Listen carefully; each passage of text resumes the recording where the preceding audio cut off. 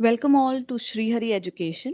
आज की वीडियो में मैंने ट्राई किया है कि इंडियन कॉन्स्टिट्यूशन का सबसे इम्पॉर्टेंट पार्ट प्रियम्बल कवर करूं।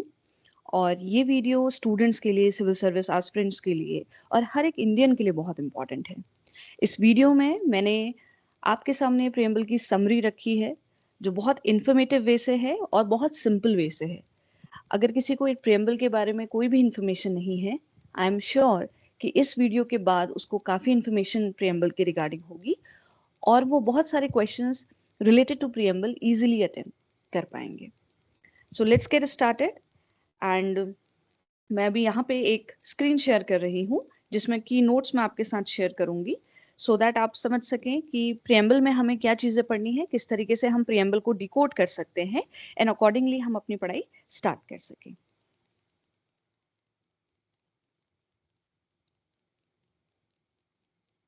Okay, so yes, Indian polity का सबसे इम्पॉर्टेंट पार्ट जब हम कॉन्स्टिट्यूशन की बात करते हैं वो है प्रियम्बल। लेकिन preamble as a topic start करने से पहले मैं आपको एक सिनेरियो देना चाहती हूँ। फॉर एग्जाम्पल, आप एक लाइब्रेरी में हैं और आपने एक बुक वहां से इशू करवानी है, लेकिन आपको उस बुक के बारे में बहुत ज्यादा डिटेलिंग नहीं है। उस टॉपिक से रिलेटेड बहुत सारी बुक्स वहां पे रखी हुई हैं और आप देखना चाह रहे हैं कि बेस्ट बुक आपके पास कौन सी रहेगी जो आपके उस पर्टिकुलर पर्पस को सॉल्व कर सके। तो अब आप लाइब्रेरी में बैठ के पूरी बुक नहीं पढ़ सकते बिकॉज वो बहुत ज्यादा टाइम कंज्यूमिंग होगी। आप वहां सिंपली क्या करेंगे, दो ऑप्शन आपके पास है। पहला ऑप्शन है, आप एक बुक को उठाएंगे और उसमें आप उसका इंडेक्स चेक करते हैं। अगर इंडेक्स का कंटेंट आपसे रिलेटेड है तो आप उस बुक को परचेज कर लेते हैं।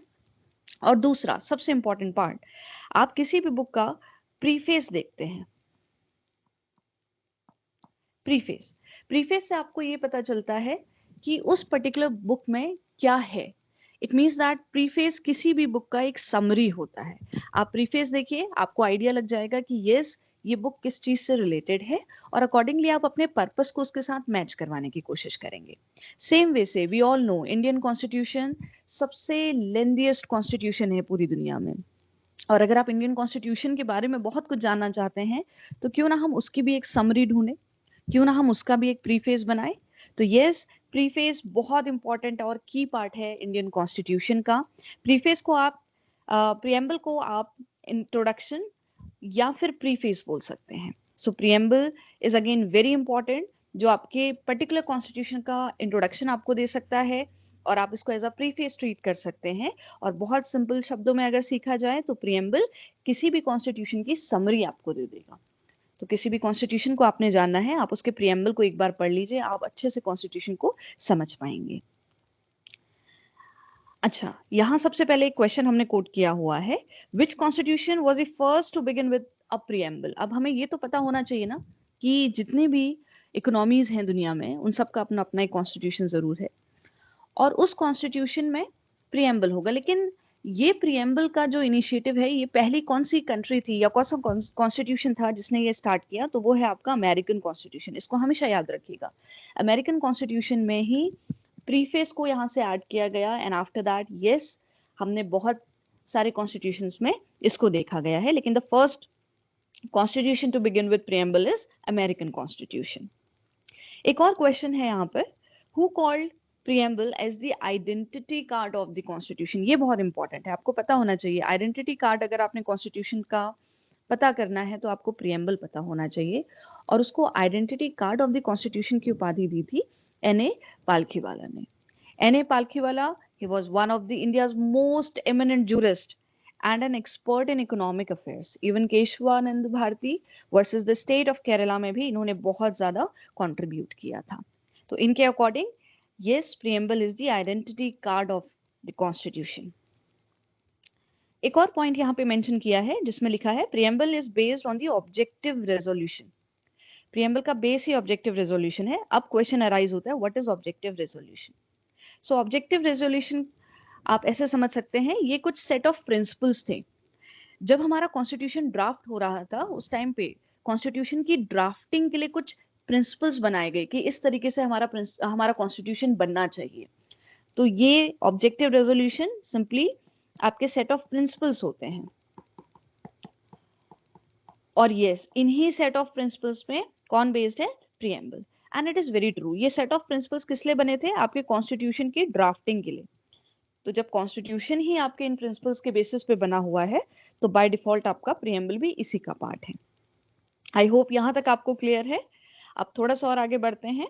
देखिए ये चीज बहुत जरूरी है, बहुत इंपॉर्टेंट है, बहुत बार क्वेश्चंस इससे रिलेटेड बन जाते हैं दैट प्रियम्बल अमेंड कब हुआ था, प्रियम्बल में संशोधन कब किया गया था। तो बिल्कुल इसको याद रखिएगा।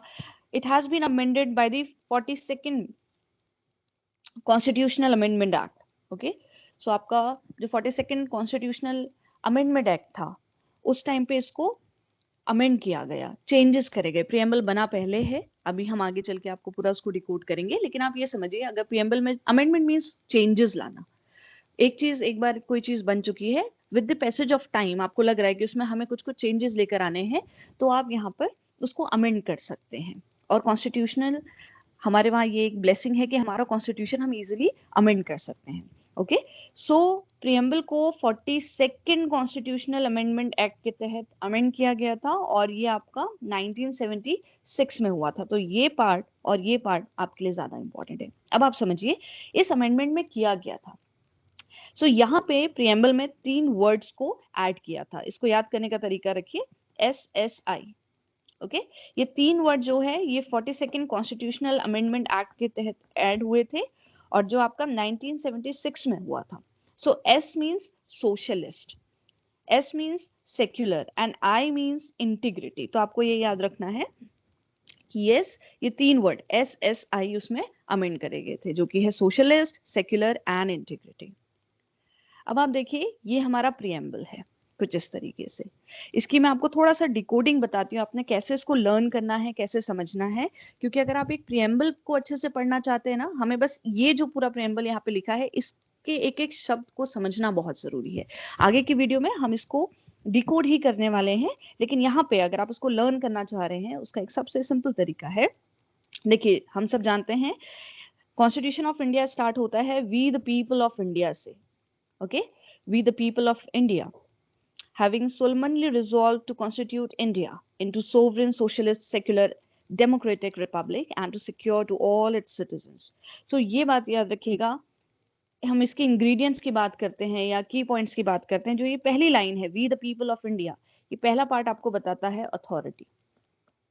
अथॉरिटी इन विच सेंस, ये बताता है कि कॉन्स्टिट्यूशन को अथॉरिटी कहाँ से मिलती है।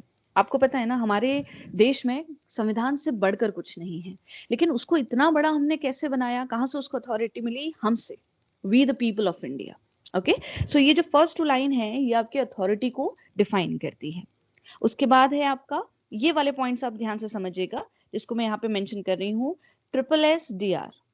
ओके, SSDR ये आपका बताता है नेचर ऑफ स्टेट।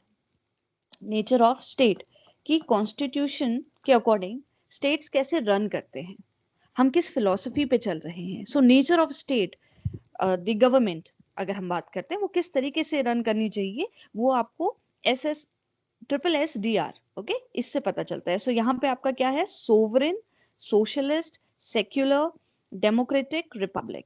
ओके, जिसमें आपको पता ही है सोशलिस्ट एंड सेक्युलर आपका अमेंडमेंट के थ्रू आया हुआ था।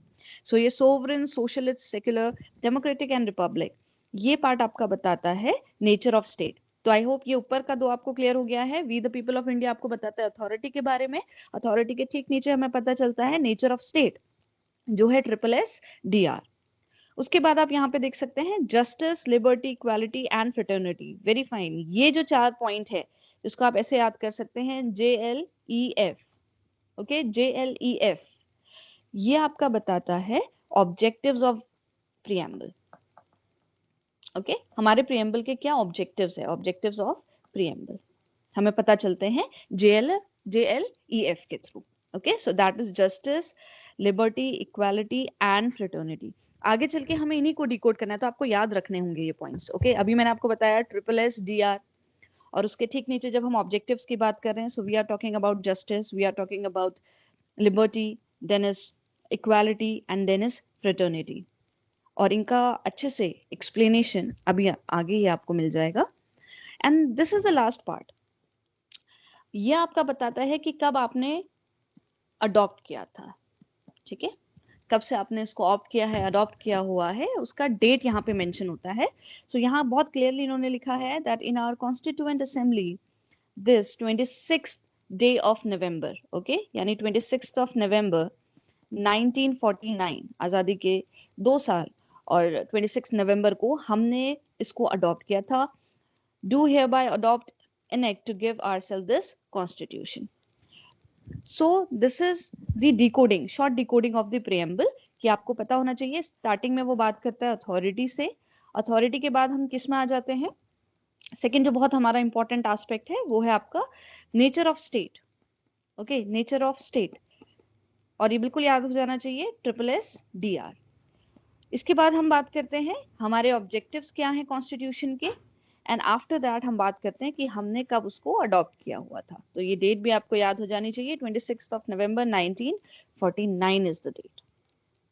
सो this is all about preamble, और इन्हीं के वर्ड्स को आप ये बिल्कुल याद रखिए. अभी SSSDR ही आगे आने वाले हैं. ऑब्जेक्टिव्स में जो हमने बात करी थी, ऑब्जेक्टिव के लिए हमने JL फिर EF, ओके, ये ऑब्जेक्टिव्स हैं, इनको भी हम आगे ब्रीफली इसको समझते हैं. सो ये इंग्रेडिएंट्स की बात मैंने आपको बता दी है कि सोर्स ऑफ अथॉरिटी हमें मिलता है, जो कॉन्स्टिट्यूशन है उसको कहाँ से अथॉरिटी मिल रही है, from the people of India. Nature of state is SSSDR, okay. So sovereign, socialist, secular, democratic, republic, polity. And then इस ऑब्जेक्टिव की बात करते हैं. So JLEF, justice, liberty, equality and fraternity. और डेट और ऑफ अडॉप्शन की अगर हम बात करते हैं, so that is 26th of November 1949.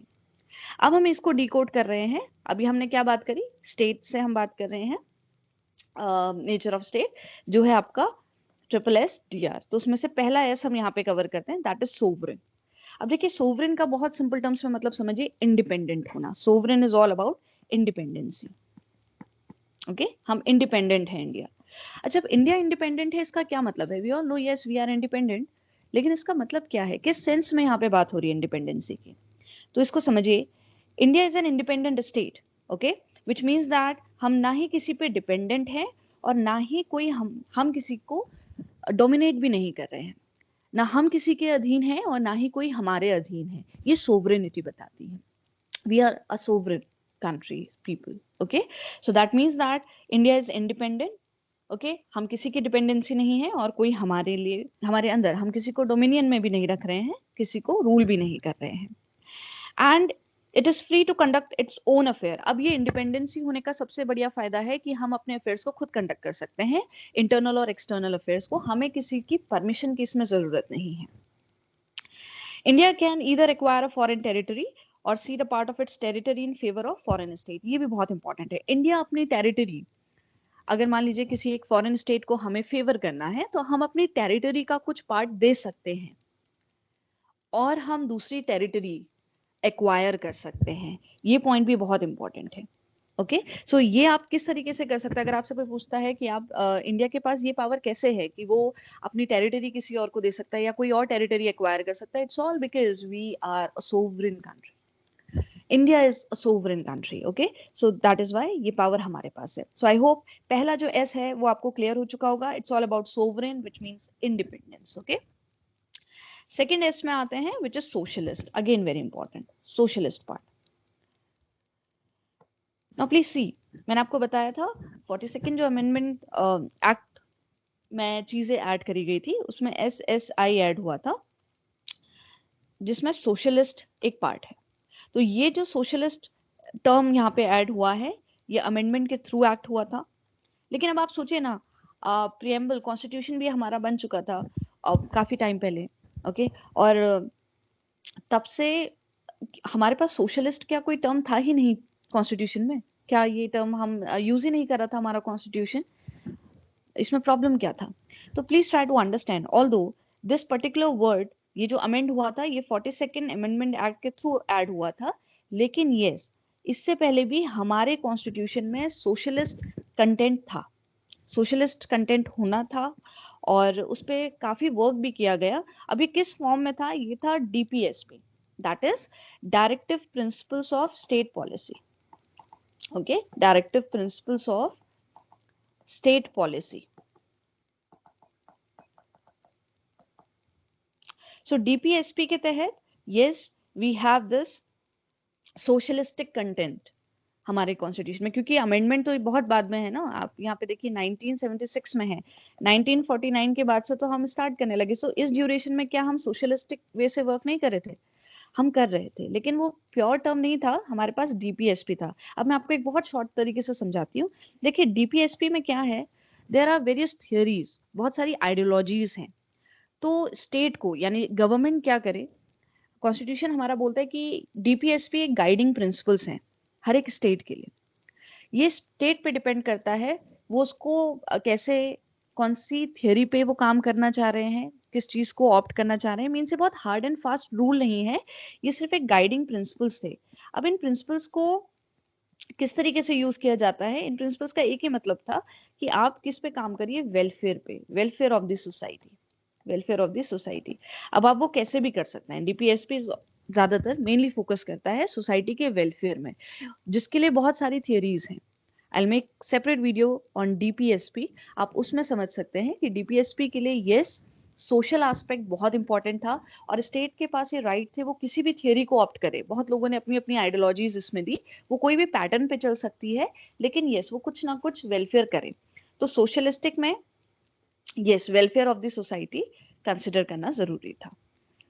तो ये कुछ ना कुछ टर्म थे पहले से, इस कंटेक्स्ट पे काम चल रहा था, लेकिन अमेंडमेंट जब से हुआ तब से क्लियर कट हमारे पास एक टर्म वहां पर आ चुका था, दैट इज सोशलिस्टिक। अच्छा एक चीज और है कि इसमें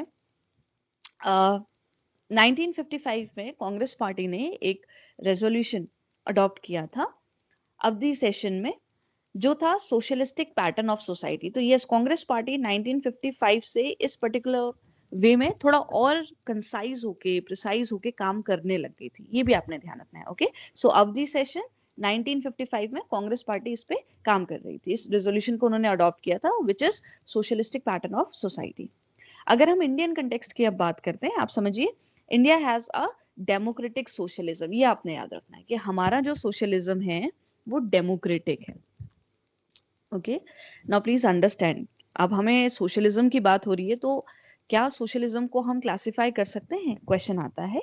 तो हाँ, दो तरीके के सोशलिज्म होते हैं, एक होता है डेमोक्रेटिक जो इंडिया में है, और एक आपका होता है कम्युनल और स्टेट सोशलिज्म। अब दोनों में डिफरेंस समझिए।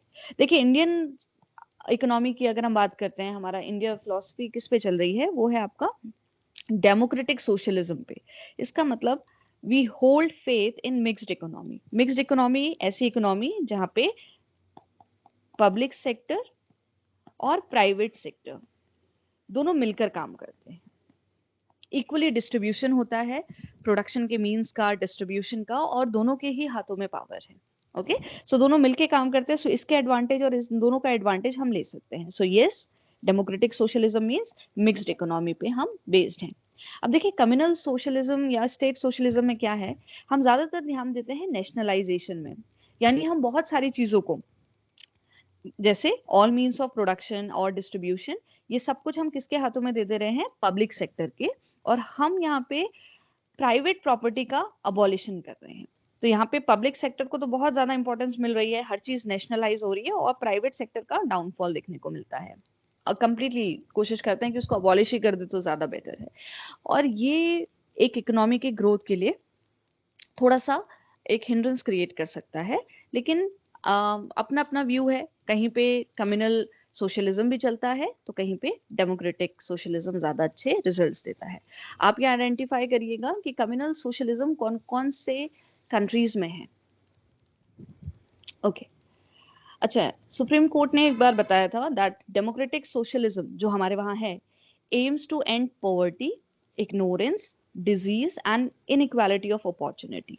तो जब भी अगर इससे रिलेटेड कोई क्वेश्चन आता है, आप इसको कोट कर सकते हैं कि ये सुप्रीम कोर्ट ने ये पहले ही मेंशन किया था कि डेमोक्रेटिक सोशलिज्म में आपकी पॉवर्टी कम होती है, इग्नोरेंस कम होगा, डिजीजेस और इनइक्वालिटी कम रहेगी, बिकॉज आप यहाँ पे क्या कर रहे हैं, मिक्स्ड इकोनॉमी का पैटर्न फॉलो कर रहे हैं जिसमें पब्लिक और प्राइवेट सेक्टर दोनों पे आप ध्यान दे रहे हैं। Okay, then is Indian socialism is a blend of Marxism and Gandhism, और ज्यादातर हम गांधीयन अप्रोच पे वर्क करते हैं। अच्छा अब ये समझने की कोशिश करेगा, बहुत शॉर्ट वे में मैं आपको समझाती हूँ। देखिए मार्क्सिज्म और गांधीज्म ये दोनों क्या है, ये दोनों एक आइडियोलॉजीज हैं। ओके, ये आइडियोलॉजीज हैं जो क्या अपोज करती हैं, दोनों का अपोजिशन एक ही चीज पे है। This ideology oppose capitalization. Capitalization इसका मतलब है आप हर चीज प्राइवेट सेक्टर को भी नहीं दे सकते हैं, ओके और आप एक्सप्लॉइट भी नहीं करेंगे। एक्सप्लॉइटेशन को ये क्या करती है, कंप्लीटली अपोज करती है। तो याद रखिए मार्क्सिज्म, गांधीज्म ये आइडियोलॉजीज हैं जो एक्सप्लॉइटेशन के अगेंस्ट है और जो कैपिटलिज्म के अगेंस्ट है। लेकिन इन दोनों में बस ये डिफरेंस है, मार्क्सिज्म बोलते हैं कि आप टॉलरेट मत करिए, आप कैपिटलाइजेशन ज्यादा टॉलरेट मत करिए, या फिर अगर आपके साथ एक्सप्लॉइटेशन है आप उसको ज्यादा टॉलरेट मत करिए, और उसके रिवर्ट में आप नॉन वायलेंस वे तरीके से वर्क करना स्टार्ट करिए। सो ये थोड़ा सा गलत है, यहाँ पे ये थोड़ा सा हिंसा की तरफ ज्यादा जोर देते हैं, और गांधीज्म अप्रोच बोलती है कि नहीं, हमें इन चीजों का अपोज करना चाहिए, लेकिन सॉरी ये थोड़ा वायलेंट वे से करते हैं, और गांधीज्म अप्रोच कहते हैं कि हमें थोड़ा सा नॉन वायलेंट होकर ये चीजों का अपोज करना चाहिए। सो ये क्लियर कट डिफरेंस है। और यहाँ पे बोला गया कि इंडियन सोशलिज्म तो है, लेकिन इंडियन सोशलिज्म आपका किस तरीके से है, थोड़ा सा गांधीज्म अप्रोच को फॉलो करता है। हम नॉन वायलेंट है और हम हिंसा के फेवर में बिल्कुल नहीं है। सो यस, इस तरीके से आप समझ सकते हैं। तो आई होप अभी आपको क्लियर हुआ होगा। इतने पार्ट में मैं अगेन थोड़ा सा एक क्लियरिटी देना चाहूंगी। हम एस डी आर की बात कर रहे थे, जिसमें एक हमने सोवरेन पढ़ लिया था जिसका मतलब था इंडिपेंडेंट, ओके दूसरा मैंने आपको यहाँ पे सोशलिस्टिक बताया। सोशलिस्टिक में मैंने आपको बोला हमारी डेमोक्रेटिक सोशलिज्म है हमारे वहाँ, जिसमें मिक्स्ड इकोनॉमी को ज्यादा इंपॉर्टेंस दी जाती है। एंड अलोंग विद दैट हम लोग थोड़ा सा क्या करते हैं, मार्क्सिज्म एंड गांधीज्म अप्रोच में काम करें, और गांधीज्म अप्रोच की तरफ हमारा ध्यान थोड़ा सा ज्यादा है, ओके अब थर्ड इसमें कंपोनेंट आता है दैट इज सेक्युलर। अगेन ये भी आपको पता है, मैंने आपको बताया ना कि कॉन्स्टिट्यूशन जो 42nd कॉन्स्टिट्यूशन अमेंडमेंट हुआ था उसमें SSI ऐड हुए थे। So sovereign, secular, this is second S, okay secular भी यहाँ पे ऐड हुआ था। Now please see, added by 42nd constitutional amendment act 1976, yes we know, and in 1974, now please understand, okay 74 में सुप्रीम कोर्ट ने बोला था that Supreme Court said that the word secular state were not expressly mentioned in the Constitution. Constitution में secular state के बारे में बहुत expressively बताया नहीं गया था। लेकिन yes, इसमें कोई डाउट नहीं है कि जो भी हमारे कॉन्स्टिट्यूशन के मेकर्स थे वो एक ऐसा स्टेट बनाना चाह रहे थे जो सेक्युलर हो, ओके आप समझिए उनका थियरी, उनका जो थॉट प्रोसेस था वो इसी तरीके से था कि वो एक सेक्युलर स्टेट डेवलप कर सके। लेकिन हाउएवर ये सेक्युलर स्टेट के बारे में बहुत रिफाइन तरीके से कॉन्स्टिट्यूशन में बात नहीं करी गई। लेकिन हाँ, ऐसा स्टेट बनाने के लिए हमारे पास कुछ आर्टिकल्स हैं, ये इंपॉर्टेंट आर्टिकल है। आर्टिकल 25 से 28 तक थोड़ा सा सेक्युलरिज्म की तरफ ध्यान देते हैं। अगर मैं यहाँ पे बात करूं, आर्टिकल 25 बोलता है कि आपको फ्रीडम है किसी भी प्रोफेशन को या किसी भी रिलीजन को अडॉप्ट करने की। आर्टिकल 26 बोलता है कि आपको फ्रीडम है to manage religious affairs. Article 27 आपको बोलता है कि आपके पास फ्रीडम है, आप अगर कोई भी प्रैक्टिस कर रहे हैं रिलीजन की या आप किसी भी रिलीजन का प्रमोशन कर रहे हैं तो आपको उसमें टैक्स नहीं देना है, ओके और आर्टिकल 28 बोलता है कि आपके पास फ्रीडम है फ्रॉम अटेंडिंग रिलीजियस इंस्ट्रक्शन। तो ये कुछ आर्टिकल्स हैं 25 से 28 तक जो आपका सेक्युलरिज्म की तरफ थोड़ा सा ज्यादा इनका फोकस है। Now, we all know that Indian Constitution embodies the positive concept of secularism. तो यहाँ पे हमारे पास पॉजिटिव कॉन्सेप्ट हम सेक्युलरिज्म का फॉलो करते हैं, which is all religions in our country have same status. जितने भी रिलीजन है उन सबका सेम स्टेटस है और उन सबको सेम सपोर्ट प्रोवाइड किया जाएगा स्टेट से, ओके सो ये बहुत पॉजिटिव नोट हमारे पास है कि हमारा जो इंडियन कॉन्स्टिट्यूशन है it beliefs on the positive side of secularism and says that each and every religion is again very important in status, सभी इक्वली हैं और उनको सपोर्ट भी स्टेट से मिलेगा, okay so this is about secularism. इसमें आप थोड़ा सा ये आर्टिकल्स का ध्यान रखिएगा। Next is democratic, again moving towards, हम नेचर ऑफ स्टेट की बात कर रहे हैं, ये मैं आपको बार बार रिमाइंड करवा रही हूँ सो दैट आपके माइंड में क्लियरिटी रहे कि आप किस चीज को यहाँ पे स्टडी कर रहे हैं, जिसमें है SSDR। तो यहाँ पे मैंने आपको सबसे पहले सोवरेन बता दिया था, फिर हमने सोशलिस्टिक की बात करी थी, फिर अभी मैंने सेक्युलर की बात करी, अब हम आ रहे हैं डेमोक्रेटिक में, ओके, और उसके बाद हम रिपब्लिक को स्टडी करेंगे। अब ध्यान से देखिए, डेमोक्रेटिक जो मेंशन है नेचर ऑफ स्टेट, इसका क्या मतलब है? So based on the doctrine of popular sovereignty that is possession of supreme power by the people of India, हम इस पे काम करते हैं। Possession of supreme power by the people of India, यानी ये जितना सुप्रीम पावर है जो एक पर्टिकुलर इकोनॉमी को, एक कंट्री को रन करने में यूज हो रहा है, एक्चुअल में वो पावर किसके पास है? लोगों के हाथ में, लोकतंत्र है यहाँ पर। अब आप समझिए, जब हम डेमोक्रेटिक की बात कर रहे हैं, सो हम डेमोक्रेसी में आ रहे हैं, और यहाँ पे आपके पास दो तरीके की डेमोक्रेसी होती है। एक आपकी होती है डायरेक्ट डेमोक्रेसी, एक आपकी होती है इनडायरेक्ट डेमोक्रेसी।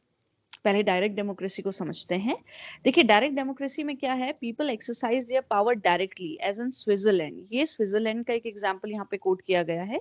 यहाँ पे क्या होता है, कोई भी डिसीजन है उसमें पीपल अपना डायरेक्ट वोट कर सकते हैं। So the people are having direct power there. और इसके 4 डिवाइसेस होते हैं, ये याद रखिएगा, 4 डिवाइसेस ऑफ डायरेक्ट डेमोक्रेसी। एक है आपका referendum, then is initiative, then is recall, then last one is plebiscite. Okay, so referendum is again very simple. इसमें फॉर एग्जांपल कोई भी गवर्नमेंट है जहाँ पे ये फॉलो हो रहा है, आप समझिए गवर्नमेंट है और वो कुछ चेंजेस करवाना है लॉ में या व्हाटएवर, तो वो उस पर्टिकुलर प्रपोजल को लोगों के सामने रखती है और वहाँ के जो पीपल हैं वो उसमें अपना वोट कास्ट करते हैं। तो अगर कोई अमेंडमेंट लेकर आने हैं, कोई लॉ मेकिंग करनी है, तो ये सब डायरेक्ट लोगों के सामने उस प्रपोजल को रखिए, और वो जो पर्टिकुलर प्रपोजल है उसमें the people will vote. So it's referendum. Okay, so government initiative ले रही है, लोगों के सामने कोई प्रस्ताव रख रही है और वो उसमें अपना वोटिंग कर रहे हैं। Then second is initiative. Initiative में यहाँ पे लोगों के साइड से कोई चीज प्रपोज करी जाती है। The people will propose any sort of act, या कोई भी रेगुलेशन है, रूल्स है, वो प्रपोजल किसके तरीके से किसके साइड से आएगा? वहां लोगों के तरीके से, जो वहां रह रहे हैं। ओके, तो पहले वाले में I hope it is clear. Referendum में जो भी गवर्नमेंट है वो लोगों को ये चीज प्रोवाइड करती है, वो प्रपोजल सामने से रखती है, और इनिशिएटिव में वहां के लोग उस प्रपोजल को सामने रखते हैं। Then is this recall. अच्छा, रिकॉल में क्या होता है? लेट्स से कोई भी एक वहां पे जिस भी कंट्री में ये फॉलो हो रहा है, वहां कुछ ऑफिशियल पर्सन्स हैं, या बोलते हैं ना रिप्रेजेंटेटिव्स होते हैं, रिप्रेजेंटेटिव ऑफ द पीपल। और हो सकता है कि लोग उनके काम से खुश नहीं हैं, so what they can do, वो उनको उनकी पोस्ट से हटाते हैं। तो उस टाइम पे वो रिकॉल वहां पे लेकर आते हैं। इस डिवाइस का वो यूज कर सकते हैं। अगेन आई एम सेइंग कि वहां पे रिप्रेजेंटेटिव हैं लोगों के, या गवर्नमेंट ऑफिशियल्स हैं जो वहां काम कर रहे हैं, एंड लोग उनके काम से खुश नहीं है वहां के, तो वो उनको वहां से हटाना चाह रहे हैं बिफोर देयर टेन्योर। हो सकता है उनका अभी टेन्योर 5 साल तक का है, लेकिन वो 1-2 साल में ही उनको वहां से हटाना चाहते हैं उस पर्टिकुलर पोस्ट से, तो वो रिकॉल की तरफ जा सकते हैं। And the last one is plebiscite. Plebiscite आपका होता है जिसमें आप again it is like referendum. कुछ केसेस में आप लोगों की राय लेना चाहते हैं, आप उनको प्रपोजल, गवर्नमेंट वहां से प्रपोजल इनिशिएट करेगी, लोग उस पर अपना वोट करेंगे। लेकिन यहाँ पे क्या है कि जो भी लोग वोट करेंगे ना, वो गवर्नमेंट को इन्फोर्सेबल नहीं है, कि गवर्नमेंट को वो मानना ही मानना है एज पर लॉ और as per their vote.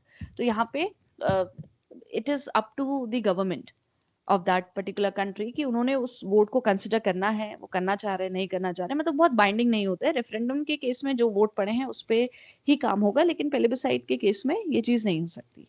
Okay, so ये याद रखिएगा। इससे रिलेटेड एमसीक्यूज भी आते हैं कि what are the 4 devices of direct democracy. तो हमेशा याद रखना, व्हाट इज रेफरेंडम।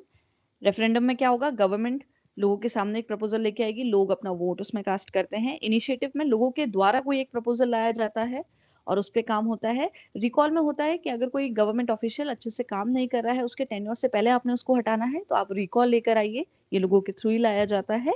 और प्लेबिसाइट में आपका होता है कि अगेन गवर्नमेंट लोगों के सामने एक प्रपोजल रखती है, लोग उसमें अपना वोट कास्ट करते हैं, लेकिन ये गवर्नमेंट को बाइंड नहीं कर सकता है उस पर्टिकुलर टास्क को करने के लिए। सो दिस इज डायरेक्ट डेमोक्रेसी। एक यहाँ पे एक छोटा सा क्वेश्चन है, आप ध्यान से देखिएगा।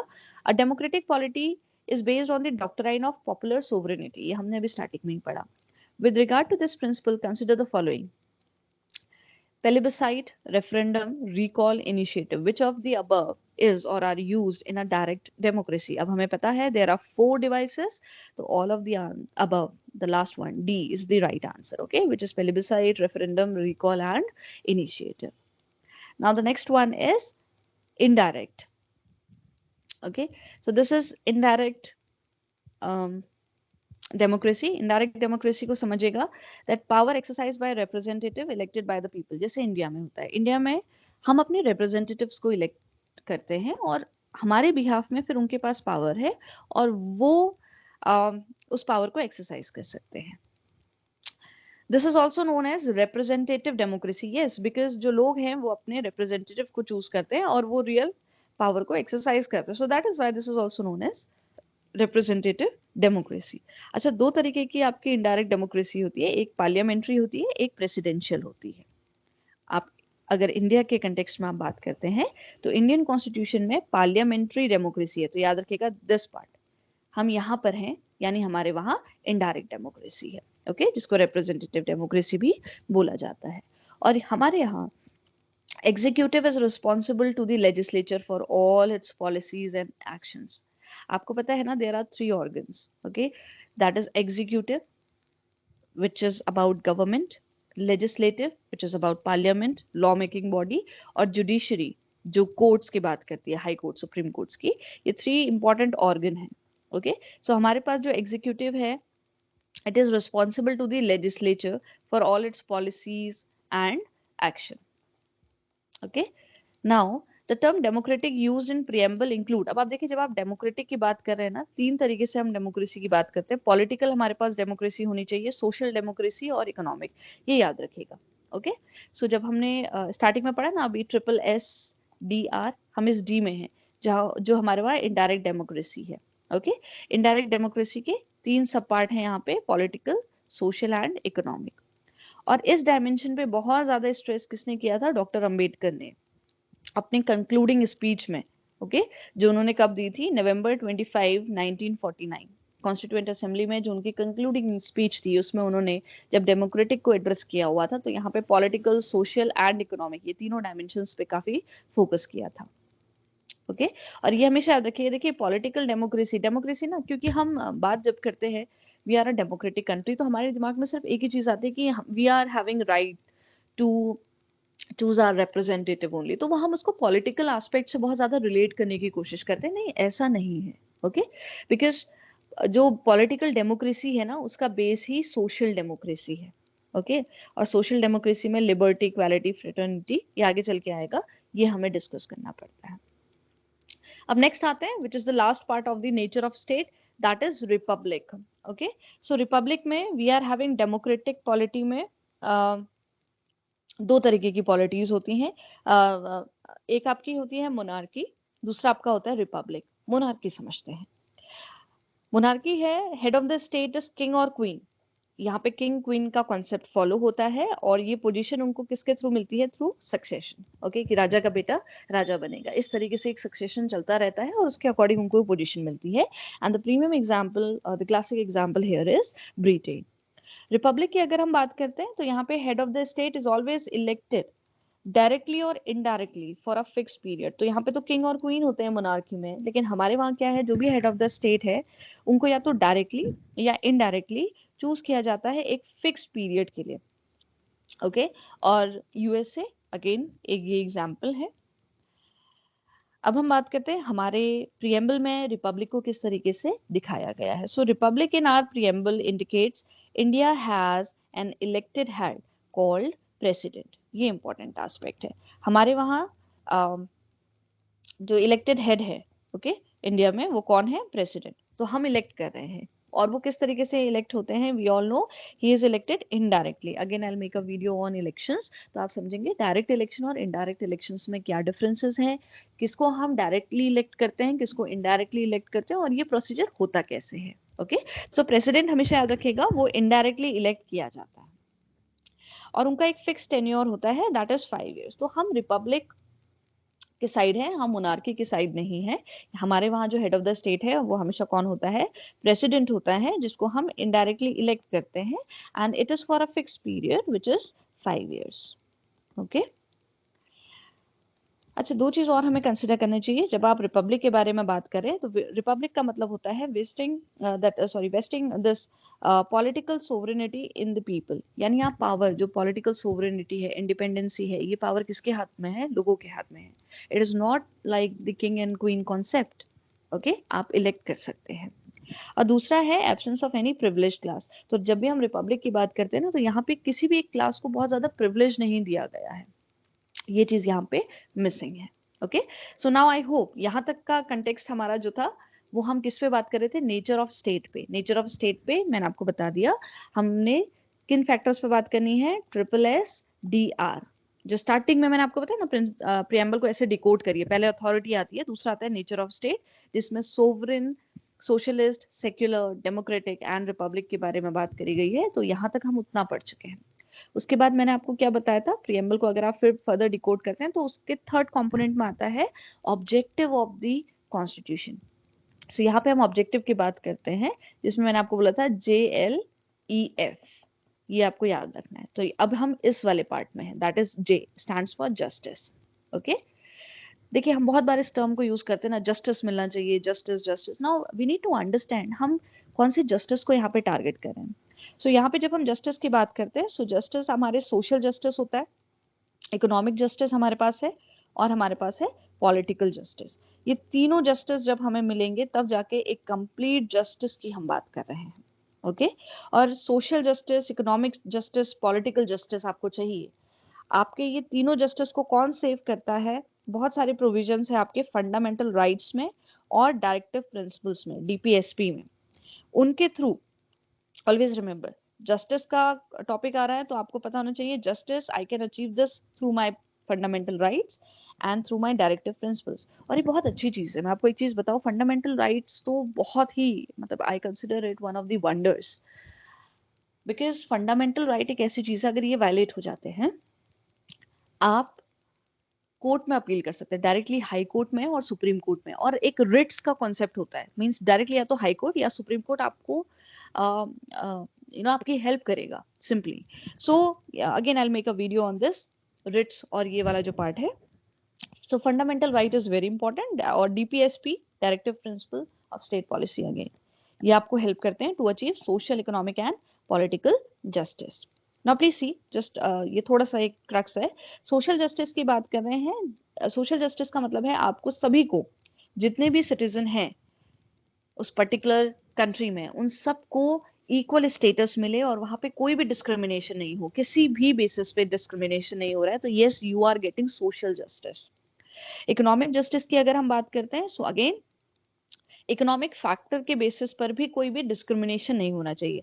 नाउ इकोनॉमिक फैक्टर्स के बेसिस पे मतलब वेल्थ के बेसिस पे डिस्क्रिमिनेट आप किसी को नहीं करेंगे, इनकम के बेसिस करेंगे, प्रॉपर्टी के बेसिस पे no discrimination will be entertained. Okay, और हमेशा याद रखिए, देखिए social justice plus economic justice आपका क्या बनाता है? Distributive justice.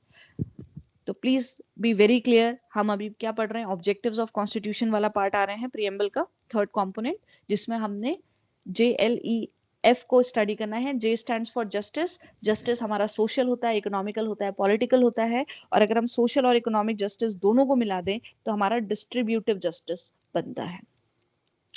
Political justice, we all know that yes, all citizens should have equal political rights. हमारे जो भी पॉलिटिकल राइट्स हैं सब इक्वल होना चाहिए, and even equal access to all the political offices and equal voice in the government. So कोई भी discrimination उस बेसिस पे नहीं होना चाहिए। ओके, अब ये कॉन्सेप्ट समझिए, जो जस्टिस का ये आइडियोलॉजी है, ये पर्टिकुलर आइडल है, सोशल जस्टिस होना चाहिए, इकोनॉमिक जस्टिस एंड पॉलिटिकल, ये हमारा रशियन रेवोल्यूशन से लिया गया है, जो 1917 में हुआ था। ओके, नेक्स्ट कंपोनेंट में आते हैं, which is liberty. Liberty we all know, it's all about आजादी, फ्रीडम।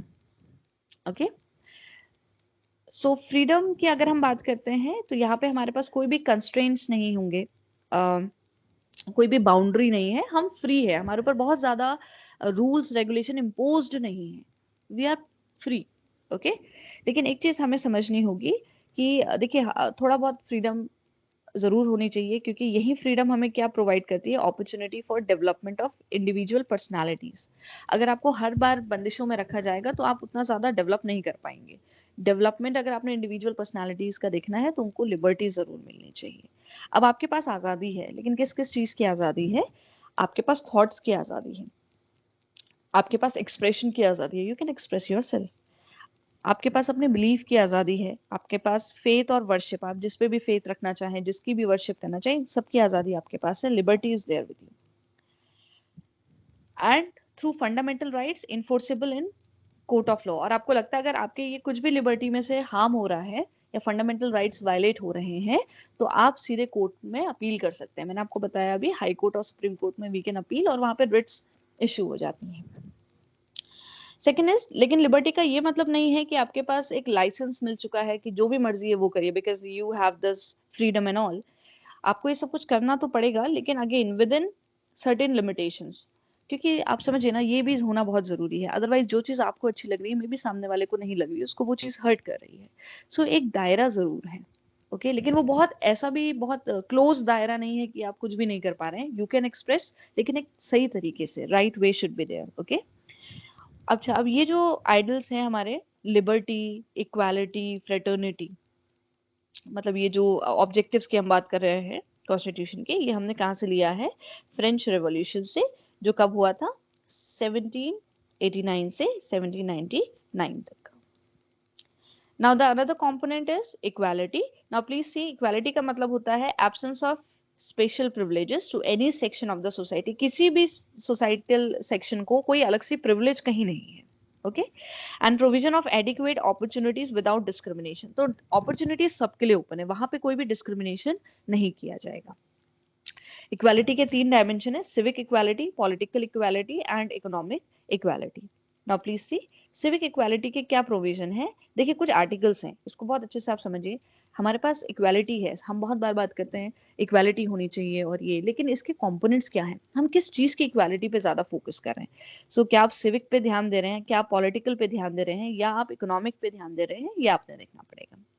सिविक प्रोविजन की बात करते हैं, तो इसमें पहला है equality before the law, article 14। Law के आगे सब ही समान है, एक ही जैसे हैं, ओके। आर्टिकल 15 बोलता है provision of discrimination on the grounds of religion, race, caste etcetera. आप डिस्क्रिमिनेट नहीं कर सकते हैं किसी भी ग्राउंड्स पर, ये आर्टिकल 15 बोलता है। तो 14 तो बोलता है लॉ के सामने सब इक्वल हैं, 15 बोल देता है कि कोई भी डिस्क्रिमिनेशन नहीं होगा on the basis of any grounds. 16 बोलता है आपका that equality of opportunity in matters of public employment. Public employment means अगर कहीं भी पब्लिक ऑफिसेज हैं या पब्लिक एम्प्लॉयमेंट जनरेट हो रहा है, तो वो इक्वालिटी सबके लिए है। ऐसा नहीं कि वहां पे मेन को डोमिनेट किया जाएगा या फिर उनका डोमिनेंस ज्यादा दिख रहा है, वुमेन का कम दिख रहा है, ऐसा कोई चीज वहां पे नहीं होगी। Then is 17 is abolition of untouchability. Under article 17 you need to understand this कि अब यहाँ पे अनटचेबिलिटी रिलेटेड कोई भी चीजें नहीं है, इसको कंप्लीटली अबॉलिश कर दिया गया है। एंड आर्टिकल 18 आपका बोलता है अबॉलिशन ऑफ टाइटल्स। ये भी बहुत इंपॉर्टेंट है। ब्रिटिशर्स के टाइम पे कुछ टाइटल्स मिले थे, जैसे राय बहादुर, ठीक है, और ये जितने भी टाइटल्स हैं इनको अबॉलिश कर दिया गया है। ऐसा नहीं कि अगर आपको कोई टाइटल मिला है तो आपके लिए अलग ही प्रिविलेज दिया जाएगा या लॉ में आपको अलग तरीके से ट्रीट किया जाएगा, इस तरीके से नहीं चलता है, ओके। सो ये आर्टिकल 18 इसमें अबॉलिश करता है। अब हम पॉलिटिकल प्रोविजन की बात करते हैं। आप समझ रहे होंगे कि जब हम इक्वालिटी के डायमेंशन कवर कर रहे हैं, तो सिविक में तो हमने ये प्रोविजंस पढ़े, ठीक है, कि सब लॉ के सामने इक्वल हैं, कोई डिस्क्रिमिनेशन नहीं होगा, पब्लिक एम्प्लॉयमेंट में सभी को अपॉर्चुनिटीज मिलेंगी, अबॉलिशन ऑफ अनटचेबिलिटी रहेगा, और जितने भी ये टाइटल्स मिले हैं इसका भी अबॉलिशन है। अब हम देखते हैं कि पॉलिटिकल वाले एस्पेक्ट में क्या क्या चीजें कवर होती है। सो दो ही आर्टिकल है यहाँ पे जो पॉलिटिकल प्रोविजन में आते हैं, दैट इज आर्टिकल 325 जो बोलता है no person is to be declared ineligible for inclusion in electoral rolls on the ground of religion, caste etcetera. Electoral roll में अगर आपने अपने आप को एंटर करवाना है, आप इनएलिजिबल नहीं होंगे on the basis of religion, caste, okay. हाँ, अगर आपकी information is not correct, that is something different, लेकिन आपको किसी भी बेस पे आपको रोका नहीं जा सकता इलेक्टोरल रोल में एंटर करने में, क्योंकि इलेक्टोरल रोल में अगर आप होंगे तो आप वोट इलेक्ट कर सकते हैं, कास्ट कर सकते हैं।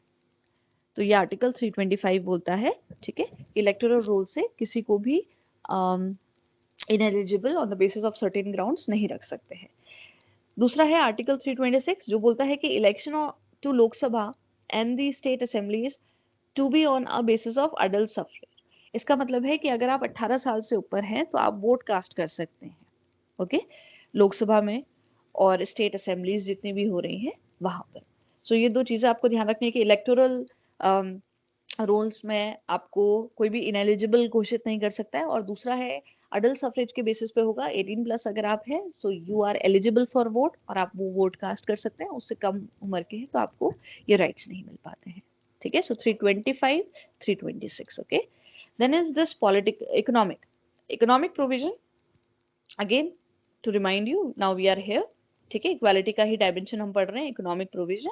सो इकोनॉमिक प्रोविजन में यहाँ पे बात करती है डीपीएसपी की, वो वही चीज है, directive principles of state policy, और ये सिक्योर करती है to men and women equal right to adequate means of, okay, it means that under article 39 ये बताया गया है कि चाहे मैन हो चाहे वुमेन हो, उन दोनों के पास इक्वल राइट्स है फॉर और इक्वल अपॉर्चुनिटीज हैं जब हम एम्प्लॉयमेंट के कंटेक्स्ट में बात करते हैं, और उनको सेम पे मिलेगा फॉर इक्वल वर्क। दोनों एक जैसा काम कर रहे हैं तो पेमेंट में कोई डिफरेंसेस नहीं होने चाहिए, और अगर ऐसा हो रहा है तो article 39 will help you, okay. Then is this which is fraternity, okay. So ये आप ऑब्जेक्टिव्स को ही समझ रहे होंगे। हमने जस्टिस पढ़ लिया, हमने लिबर्टी पढ़ लिया, हमने इक्वालिटी पढ़ लिया। Now this F last part is fraternity. Fraternity is all about brotherhood, भाईचारा, ओके। सो अगर हम इंडियन कंटेक्स्ट में बात करते हैं ये भाईचारा हम कैसे शो करें, सो इट्स ऑल बिकॉज हमारे पास सिंगल सिटीजनशिप है। ये याद रखिएगा, इंडिया में सिर्फ सिंगल सिटीजनशिप आपके पास है, that is Indian citizenship, okay. तो we all are Indians first, तो वो बाय डिफॉल्ट एक बॉन्ड क्रिएट कर देता है, okay. And article 51A says that fundamental duty है, ये सभी की फंडामेंटल ड्यूटी है to promote harmony and the spirit of common brotherhood. तो अगर आप ये चीजें नहीं कर रहे हैं तो आप आर्टिकल 51A को आप कहीं ना कहीं चैलेंज कर रहे हैं। और फ्रेटर्निटी ये इंश्योर करती है कि आप इंडिविजुअल की भी डिग्निटी मेंटेन हो और unity and integrity of nation भी हो, ठीक है। नेशन भी एक साथ रहे, यूनाइटेड होके रहे, इंटीग्रेटेड होके रहे, और लेकिन उसके साथ साथ एक जो पर्टिकुलर इंडिविजुअल है उसकी डिग्निटी मेंटेन हो। और इंडिविजुअल की डिग्निटी मेंटेन करने के लिए हमारे पास डीपीएसपी है और हमारे पास फंडामेंटल राइट्स हैं। ये दोनों ही इंश्योर करेंगे कि इंडिविजुअल की डिग्निटी को हार्म नहीं होना चाहिए। और unity and integrity of nation की बात करते हैं तो ये साइकोलॉजिकल और टेरिटोरियल डायमेंशंस को कवर अप करने की कोशिश करते हैं, इंटीग्रेट करने की कोशिश करते हैं। And we know that yes, integrity again एक टर्म है जो 42nd कॉन्स्टिट्यूशनल अमेंडमेंट एक्ट में हुआ था, क्योंकि वहां पे एसएसआई हुआ था, that is secularism, socialist and this is integrity, okay. अब ये बहुत लास्ट पार्ट है, देखिए इसको समझने की कोशिश करिए आप। मानिए देखिए कॉन्स्टिट्यूशन, इंडिया का कॉन्स्टिट्यूशन अपने में एक बहुत बड़ा वंडर है, ओके। जब आप कॉन्स्टिट्यूशन की के बारे में समझेंगे तो कॉन्स्टिट्यूशन में हमारी इतनी अच्छी चीजें हैं जो शायद कहीं किसी दुनिया के कॉन्स्टिट्यूशन में नहीं है। और उसी कॉन्स्टिट्यूशन में प्रियम्बल सबसे इंपॉर्टेंट पार्ट रखा गया है। तो बहुत सारे यहाँ पे founding fathers of the constitution आप बोल सकते हैं, उन्होंने प्रियम्बल के बारे में बहुत अच्छी अच्छी चीजें कोट करी हैं। आप उन्हीं से समझ सकते हैं कि उनके लिए प्रियम्बल को वो किस तरीके से कंसिडर कर रहे थे, ओके। सो अगर हम कृष्ण स्वामी अय्यर जी की बात करते हैं तो उन्होंने बोला था कि the preamble of our constitution expresses what we had thought and what we dreamed so long. तो उन्होंने जो पहले प्रियम्बल क्या बताता है कि जो फाउंडिंग फादर्स थे वो क्या सोच रहे थे, कब से क्या सपना उन्होंने देखा था, वो सारा सपना, उनकी वो सारी सोच आपके प्रियम्बल में दिखती है। Second is K M Munshi ji ने बोला था कि यस, जो प्रियम्बल है it is the horoscope of our sovereign democratic republic. इनका ये स्टेटमेंट और भी कई सारे स्टेटमेंट्स बहुत इंपॉर्टेंट है प्रियम्बल की सिग्निफिकेंस को शो करने के लिए। और ये पार्ट देखिए, ये सबसे इंपॉर्टेंट है और काफी लेंदी और सबसे ज्यादा ब्यूटीफुली इसको बताया गया है। इसको पढ़ते पढ़ते वी विल अंडरस्टैंड कि जो चीज हम पढ़ रहे थे प्रियम्बल वो एक्चुअल में कितना इंपॉर्टेंट है। और अगर आपका मेंस में भी कहीं ये क्वेश्चन आता है प्रियम्बल से रिलेटेड, आप इन कोट्स को वहां पे जितना ज्यादा जस्टिफाई कर पाएंगे, जितना लिख सकते हैं, उतना ज्यादा मार्क्स को फेच करने के चांसेस बढ़ जाते हैं। So the preamble is the most precious part of the constitution. It is the soul of the constitution. It is a key to the constitution. It is a jewel set in the constitution. It is a proper yardstick which will one with which one can measure the worth of the constitution. ये सारी चीजें बोली थी पंडित ठाकुरदास भारद्वाज ने। तो आप समझिए इन्होंने कितने अच्छे से डिस्क्राइब किया है कॉन्स्टिट्यूशन को। अभी क्लास में आपसे क्वेश्चन यहाँ पे कर रही हूँ, क्या हम प्रियम्बल को अमेंड कर सकते हैं? एक एक क्वेश्चन रेज होता है। अब आप समझिए, देखिए आर्टिकल 368 पे ये फोकस किया गया पहले बार, और ये जो केस है, ऐसा पहले बार जो केस था जिसने इन चीजों की तरफ अटेंशन ग्रैब करवाया था, वो था केशवानंद भारती केस 1973 में। तो तब ये पाया गया था कि preamble is not the part of the constitution and hence can not be amended. Preamble constitution का पार्ट नहीं माना गया था, क्योंकि वो एक समरी थी, प्रीफेस था। तो हमने बोला था उस टाइम पे कि प्रियम्बल को अमेंड नहीं कर सकते। लेकिन देखिए फिर सुप्रीम कोर्ट ने इस पे क्या बोला। सुप्रीम कोर्ट ने बोला कि preamble is the part of constitution. ये सुप्रीम कोर्ट का जजमेंट था कि प्रियम्बल को कॉन्स्टिट्यूशन का पार्ट कंसिडर करा जाएगा, और प्रियम्बल को आप अमेंड कर सकते हैं, लेकिन एक सब्जेक्ट है, कंडीशन ये है कि no amendment is done on the base to the basic feature. आप पूरा बेसिक फीचर तो चेंज नहीं कर सकते, क्योंकि केशव भारती नंदन केस में हमें यही चीजें पता चली थी, यही क्रक्स निकल कर आया था कि अमेंडमेंट्स और ये चीजें तो हो सकती है, लेकिन आप कॉन्स्टिट्यूशन का बेसिक स्ट्रक्चर चेंज नहीं कर सकते। सेम वे से ध्यान रखिएगा, preamble is the part of the constitution, उसको हम अमेंड कर सकते हैं। एक ही शर्त है, अमेंडमेंट तब नहीं हो पाएगा अगर वो उसका बेसिक स्ट्रक्चर ही चेंज कर रहा है। तो हाँ, अभी तक एक बार प्रियम्बल में अमेंडमेंट हुआ है, जो 1976 में हुआ था, जो 42nd कॉन्स्टिट्यूशनल अमेंडमेंट एक्ट हुआ था, जिसमें SSI, सोशलिस्ट, सेक्युलर और इंटीग्रिटी, ये वर्ड्स को वहां पे ऐड किया था। ओके, अब देखिए यहाँ पे कुछ क्विक फंडामेंटल क्वेश्चंस आप देख लीजिए, थोड़ा बहुत अंडरस्टैंडिंग आ जाएगी। I will share some more questions, आप प्रैक्टिस करिएगा। और इतना आपका प्रियम्बल है, इतने पार्ट को आप अगर अच्छे से समझ लेते हैं तो बिलीव मी, प्रियम्बल यहीं से आना है। क्वेश्चंस इसी के आसपास घूमते हैं और आप उसको सॉल्व कर सकते हैं। तो देखिए पहला क्वेश्चन है, which of the following form is or are describe for India in the preamble.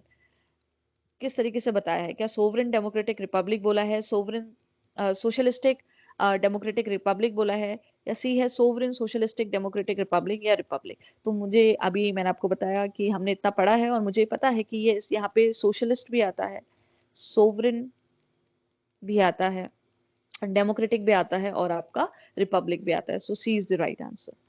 Then how many times preamble has been amended? अभी आपको बताया है कि एक ही बार हुआ है, 42nd कॉन्स्टिट्यूशनल अमेंडमेंट के अंदर एक ही बार हमारा प्रियम्बल अमेंड हुआ है। Now please C which of the following term is not used in the preamble of constitution. देखिए सोशलिस्ट हमने पढ़ा, सेक्युलर हमने पढ़ा, हमने सोवरेन डेमोक्रेटिक रिपब्लिक भी पढ़ा, हमने अभी यूनियन के बारे में यहाँ कहीं पे मेंशन नहीं हुआ था, जो हमने पूरा प्रियम्बल देखा। Okay, the philosophy and values of the makers of the constitution, अभी बताया ना कि उनकी फिलोसफी या उनका जो थॉट प्रोसेस था वो सब किस में शो होता है? प्रियम्बल में। ओके, सो अगेन ये भी कुछ चीजें हैं जो इसके क्वेश्चंस आप देख सकते हैं और इसको आप सॉल्व कर सकते हैं। So I hope now constitution is again आपको क्लियर हो चुका होगा। This is the fundamental video, basic video.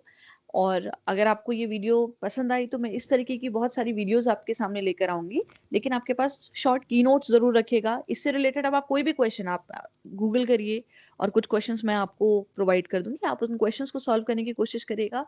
And believe me, preamble related questions आप अब इजीली सॉल्व कर सकते हैं। So thank you so much पूरी वीडियो देखने के लिए, और आई होप थोड़ा बहुत भी अगर आपको ये आज की अभी वीडियो में कंसिडर हुआ है, समझ आया है, तो आपके लिए बहुत हेल्पफुल होगा। So I wish you all the best for your preparation, and इसका रिविजन आप जरूर करते रहिएगा। So once again thank you so much.